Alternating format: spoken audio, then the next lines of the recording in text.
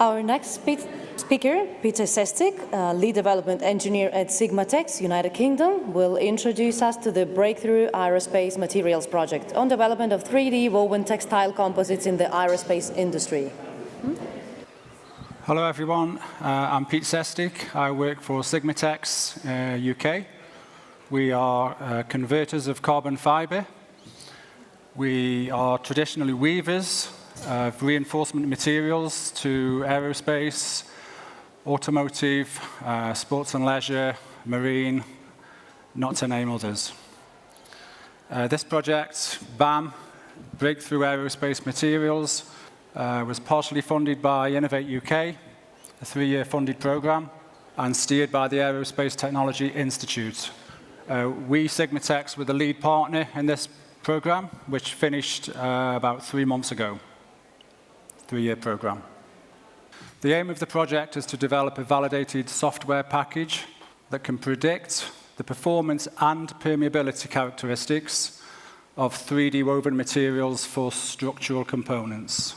So for those that may not be familiar with 3D woven materials or structures, traditional weaving uses fibers in 2 directions, warp and weft, 0 and 90 directions. 3D weaving puts a third fiber in through the thickness of the textile to assist with delamination properties and through thickness reinforcements. So this is particularly interesting to typically aerospace OEMs that want to make things lighter but still have the same strength, if not higher, than typical metallic structures. The software side of it is virtual prototyping, so we don't have to keep setting up a machine, weaving, making another prototype. It's a lot of money and a lot of time to set up a machine with thousands of pounds worth of carbon fibre. So the software aims to do virtual prototyping on flat material and materials that are familiar to the actual structure that's being used. These are the partners that were involved in BAM. So we had 3 universities from the UK, Bristol, Manchester and Nottingham. 3 weavers, again, Antich, Emrites, who are here today, thanks for your presence, and ourselves, Sigmatex, leading the program. 2 OEMs, BAE Systems and Rolls-Royce, played a crucial part in the program, steering us along the way to particular structures, which you'll see some of shortly, that were of particular interest to them, let's say. Meggitters manufacturers and Kinetic, a research centre in the UK that hosts a whole load of scientists and engineers to help us along the way.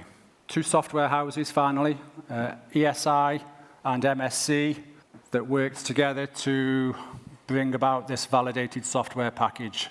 So there was no off-the-shelf software package prior to this, and that's what this program aimed to achieve, a validated off-the-shelf software package that people like BAE Systems could buy and use in their simulation departments. So we started off with a test pyramid, a fairly typical test pyramid in the world of composites. We had 4 levels starting at the bottom. So initially we had to set out just weaving flat material to down-selected architectures. We had a metal matrix section, which was mainly used by Antich weavers. That's something that they're developing. Angle interlock and layer-to-layer architectures were the main structures that were used by Wrights and Sigmatex throughout this program. So for those 3 structures at the bottom at coupon level, we manufactured quite a lot of material. The thickness of this material was chosen at the outset to be 4 mil thick when it's cured with resin. So on the loom, it will be slightly thicker than that, but with the bulk factor that's considered under vacuum and resin infusion, the final cured thickness was 4 millimeters. This was representative of typical parts that BAE Systems and Rolls-Royce were interested in, and that's how we came about that kind of geometry. We then moved up to level 3, which we call detailed parts. These are typical structures that we had to design and weave as one piece. So it comes off the loom flat, but with the help of Scott We've designed software which was introduced at this stage in the program. We were able to design into the structure bifurcations, splits where the material will open up and form a shape. So for example, the T shape in the center there, the green one, is a flat structure. It's got a different thickness in the web to the flanges at the bottom. It's also got a lot of detail there that you can't appreciate, like tapers in both directions. So it gets thinner and thinner towards the tips of the flanges. And typically that could be representing something like one section of a fan blade in an aircraft engine, for example. And then further up the test pyramid, we looked at sub-elements where basically the detailed parts were actually attached to skins. So we may have a multi-axial carbon fiber skin that we want to attach these parts to. For example, if we're simulating the fuselage, a section of the fuselage on an aircraft, we'll have a skin and we'll have the stiffeners. And then right at the top are the demonstrators. So that's, in a summary, the test pyramid, complexity increasing as we go further up the test pyramid. Okay, so the project framework looked a bit like this. We had different work packages throughout the program, which were all clearly defined at the start. So from work package 1, which was led by BAE and Rolls-Royce, the actual requirements for the demonstrator at the end of the program, the specifications, we've just touched on the flat material a little bit, the geometry of that, and test requirements, quite crucial in a program like this. We need to be using the right tests to look for the particular characteristics that are needed to simulate this kind of material. So 2 routes, hardware and software. So hardware, like the test pyramid we just talked about, coupon level, detailed part, sub-elements. And this slide is just to demonstrate really that at each level of the test pyramid, this development process was used, which encompasses all of the work packages within the program. So the weaving work package, the preforming, the actual assembling of the part, the resin infusion, so epoxy resin injected into the textiles to make it a composite cured part, and finally the testing. So alongside that, you've got the software route working alongside it. So at each stage, when we get to the end of the coupon testing stage, we have to have a correlation with the software. So that's where the software engineers were working busily, lots of numerical data to be fed into their software, making sure that the software prediction is actually pretty close to the actual test data that we get when we break apart. So at the first level of coupon testing, as we call it, the test specimens that we cut out of the cured material and carry out many different tests, as you can see, in-plane compression, in-plane tension, open hole compression, open hole tension, rail shear, double knot shear, compression after impact, through thickness reinforcement, a very important test for 3D wovens, because you want to know that that through thickness fiber is doing what it's meant to be doing, reducing the risk of delamination. So on a typical composite part that's just laid up with flat pieces of carbon fiber UD, it's prone to delaminating and splitting. Bolt testing and strain energy, a considerable amount of work by Manchester University done on this strain energy test, which is theoretically similar to the through thickness reinforcement. It shows how the textile delaminates along a split line. And you can just see the split line here that's actually built into the weave design. So when we've got the material off, we've got a split in it naturally. And see how that propagates along the rest of the textile as it's being tested.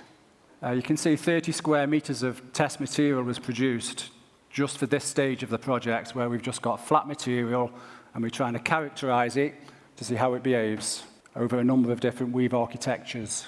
Different infusion resin infusion processes used that were different preferences from BAE and Rolls-Royce. We've got resin transfer molding, where the textile is completely enclosed in a closed mold, and vacuum-assisted resin transfer molding, where you may have a tool to hold the textile, but there's some vacuum bagging assisted also. Okay, so the detailed part section. So moving up the test pyramid now from the flat material, various geometries, different weave architectures there you can see. Same again, two different infusion processes, and 90 detailed parts were produced across the board, so between Wrights and Sigmatex for testing.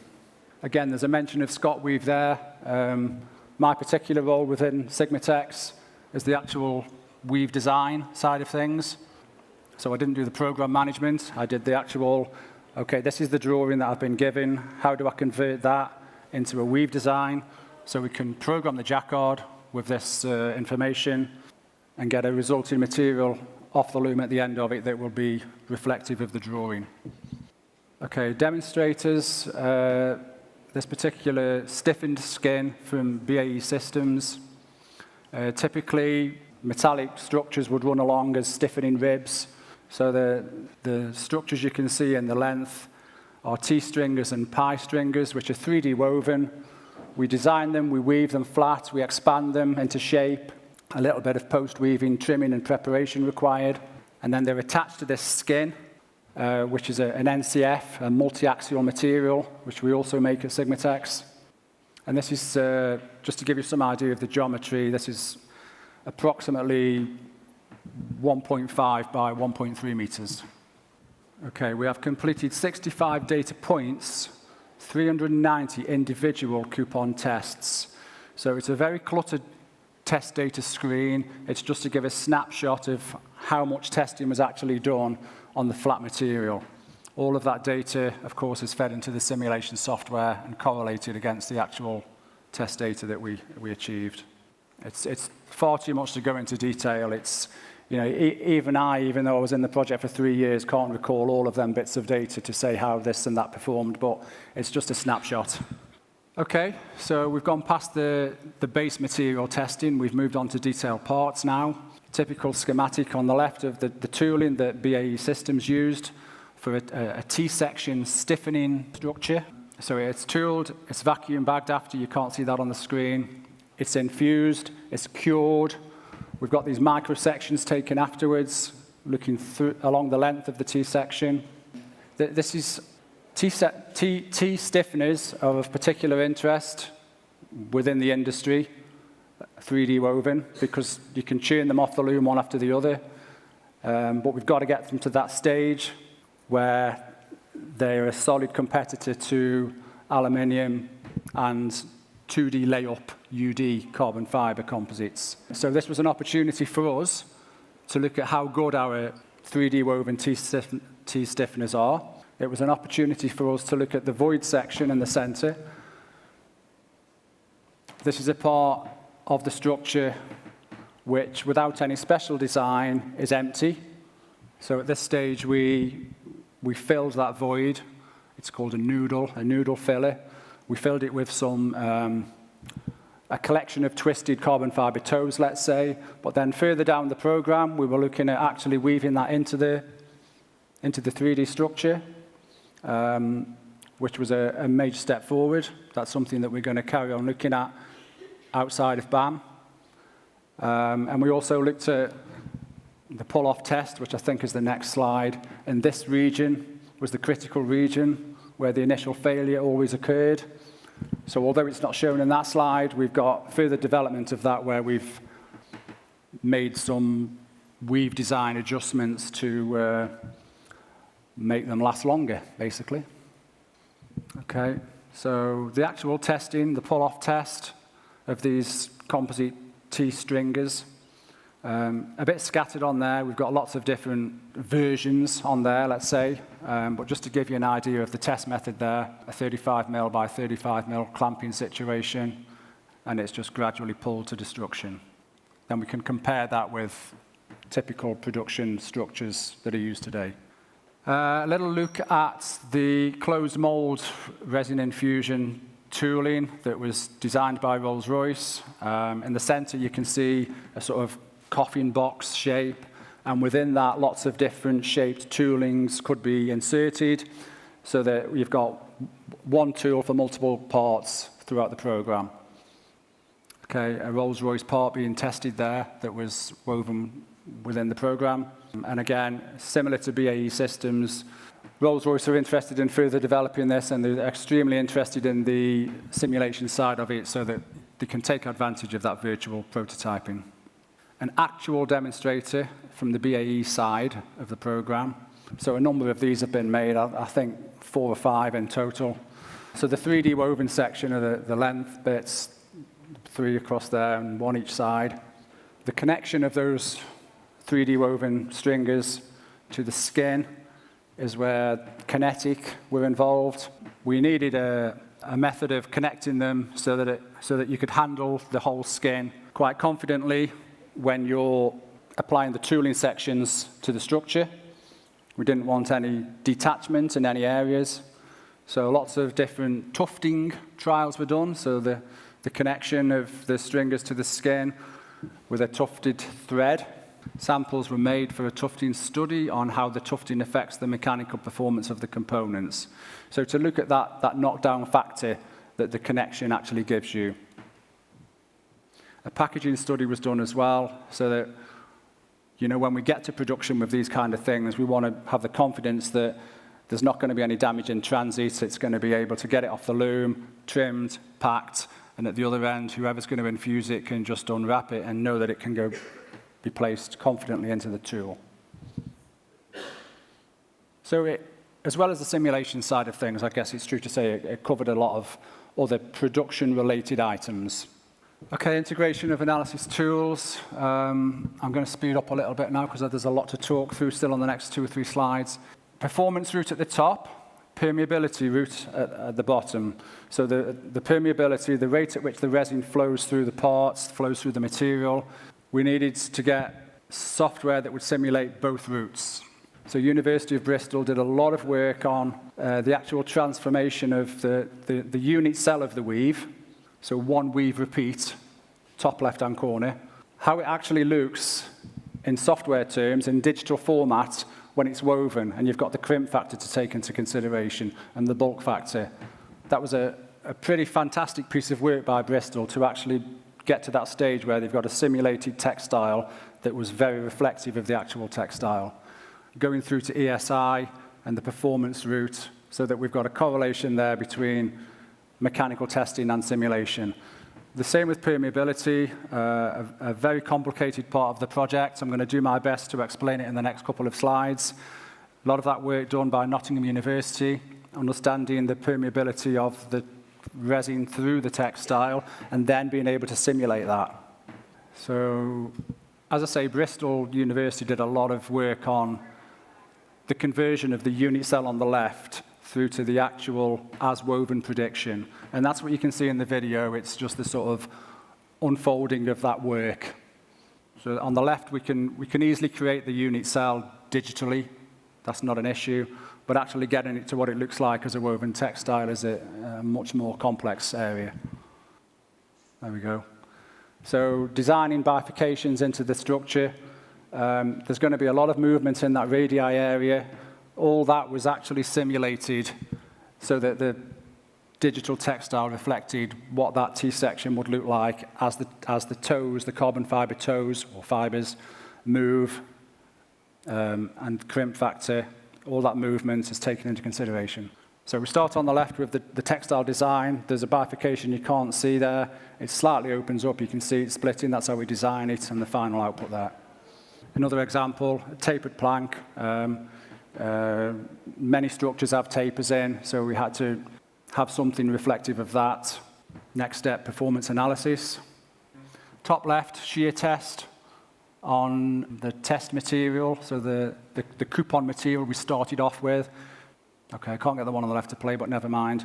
Just to show you the stress areas of the textile as it breaks, as it shears. So we've got experimental versus simulation. And at this stage, you can see that, well, bottom left is the best one to describe it, that the software houses are getting pretty close now to simulating how the textile behaves. Okay, performance validation, detailed parts.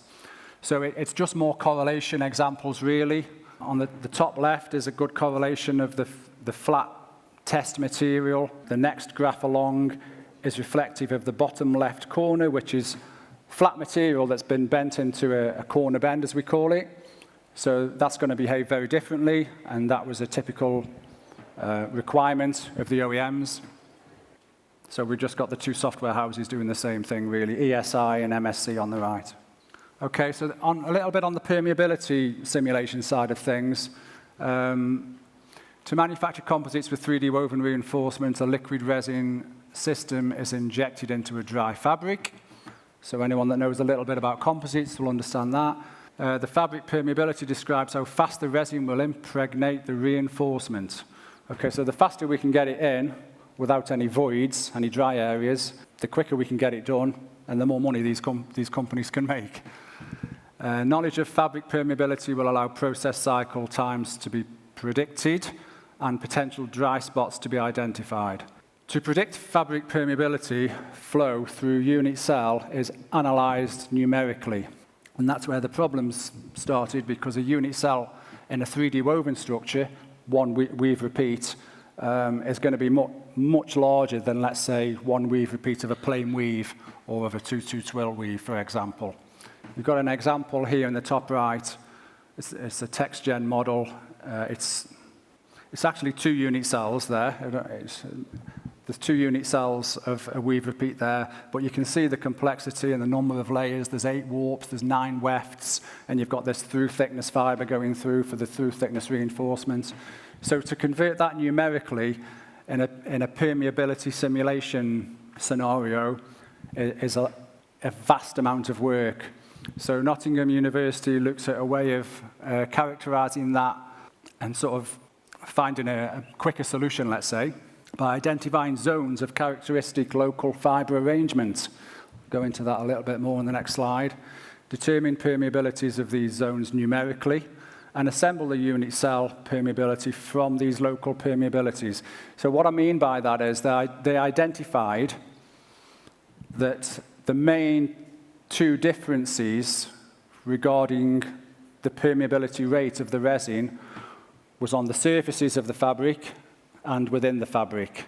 So if they could just do the numerical calculations based on them 2, and then homogenize those 2 in the software, then that's a much quicker way than trying to numerically calculate every tiny aspect of the unit cell. So that's what they did, basically. You can see that the green and the blue is the sort of virtual permeability calculations that were homogenized as one model of the fabric, and then they could look at the simulation flow. So where does it go through fast, where does it go through slow? It was a vast amount of work by Nottingham. I'm not even going to begin to try and kid you that I'm the expert in that field. I'm not, but it's just a summary of how they had to find a solution to something that was really, really vast. Resin injection simulation. So basically they had to, not had to, but it was fitting for them to then use the same approach going forward on the actual parts and not just on the flat material. And of course, this results in a much lower computational cost. And that was the problem. The computational cost at the start was really high. And through the work of Nottingham University, they managed to find this solution for permeability simulation. So just to conclude, encouraging simulations, both performance and permeability, there was basically a good correlation by the end of the project, especially for flat materials, for designed shapes and structures. We were getting there. It's a step in the right direction for 3D woven introduction into the marketplace. It does provide confident guidance for structural analysis. BAE Systems are considering 3D woven preforms for future platforms. They're actually using this software. It's utilized in current and future projects at Sigmatex, providing valuable assurance of prototypes. So whenever we're involved now in a 3D woven project, inquiry, we can use this to get an idea of how, if someone comes to us and says we need some material that's 10 millimeters thick, we want it from a particular carbon fiber, and we're going to preform it into a particular shape, can you tell us how it's going to perform? In the past, it would be, well, let's make it and see. Now we can actually get some simulation and get a good idea of how it's going to perform before thousands of pounds are set up on a loom to weave it and design it. So that's the economical process, avoids unnecessary prototypes. There we are. Thank you.